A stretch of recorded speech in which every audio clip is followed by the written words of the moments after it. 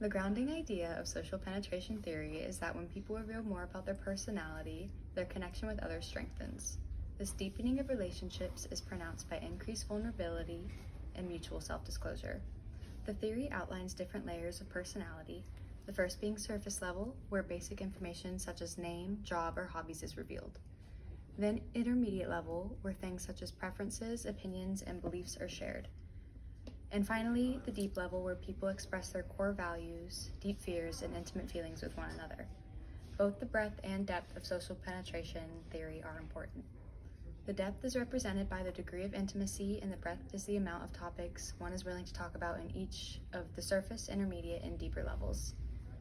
Based on this theory, it is suggested that people try to predict the outcome of an interaction before partaking in it.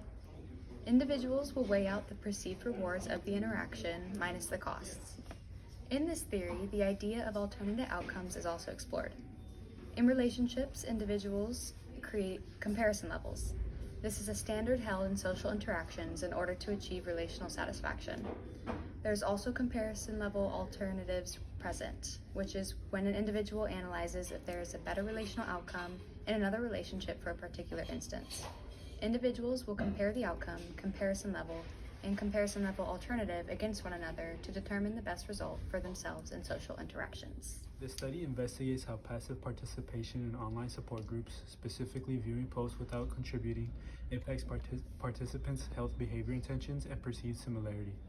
The researchers explore similarity and self-disclosure, utilizing both social penetration theory and narrative persuasion theories.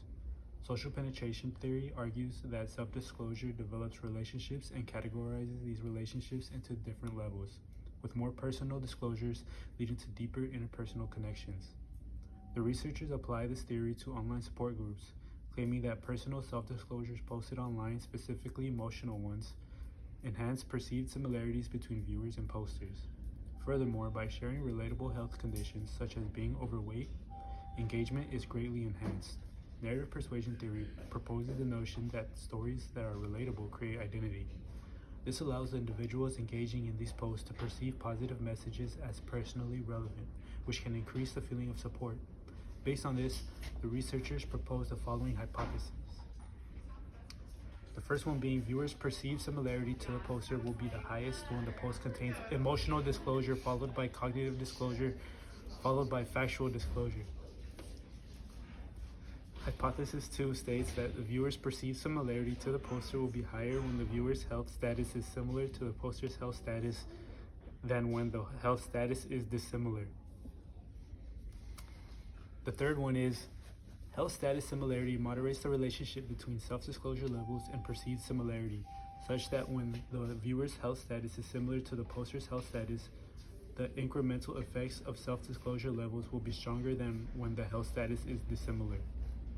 And the last one being health status similarity and the depth of self-disclosure increase perceived similarity, which is associated with identification. Identification with the poster is associated with perceived support availability, which is the link to greater behavior intention. This framework is directly aligns to both disclosure depth and the influence of behavior through relatable content posed by social penetration theory and narrative persuasion. Yining Zi Malik and Jianwen Zhang examined how self-disclosure and perceived similarity in online support settings influence individuals' intentions to engage in health-promoting behaviors. The first was self-disclosure and perceived similarity. The hypothesis of this one was the higher levels of self-disclosure in online interactions would increase perceived similarity between individuals and the target. The result was participants exposed to higher self-disclosure scenarios reported higher perceived similarity with the individual receiving support compared to those exposed to low self-disclosure. The difference here was statistically significant, with almost 0.5% feeling more connected to the perceived similarity. The second was similarity and health behavior intention. The hypothesis on this one was increased perceived similarity would lead to stronger intentions to adopt health behaviors.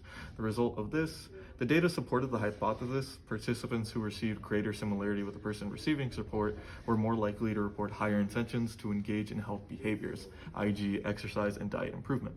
And then the last test was moderating effect of similarity. The hypothesis of this was perceived similarity would mediate the relationship between self-disclosure and health behavior intention. The result was the analysis kind of showed that this self-disclosure and then the health behavior intention were there. The indirect effect of this was more so it would suggest that self-disclosure influenced health behavior instead of their own perceived similarity. The findings were consistent with the study's hypothesis. High self-disclosure led to perceived similarity, which in case would negate everything. So the results of this would support this theory that online interactions involving personal self-disclosure can encourage health-prompting behaviors, especially when perceived similarity is heightened. At the end of the study, several implications were found concerning both social penetration theory and narrative persuasion. Firstly, the researchers were able to confirm that personal disclosures can create perceived similarity and connection, but only when individuals engaging with the content share a similar health status with the poster. When similarity is absent, the effects of social disclosure are greatly reduced. This highlights the importance of contextual factors such as similar health statuses. These results suggest that social penetration theory may have to account for the role perceived similarity plays in mediated environments. Apart from this, the findings extend narrative persuasion theory by showing how perceived similarity leads to identification with the poster, resulting in an increase in health behavior, intentions, and support. However, the findings also suggest that factors such as vicarious learning or social comparison might also play big roles in these situations due to the direct link from perceived similarity to behavior intention.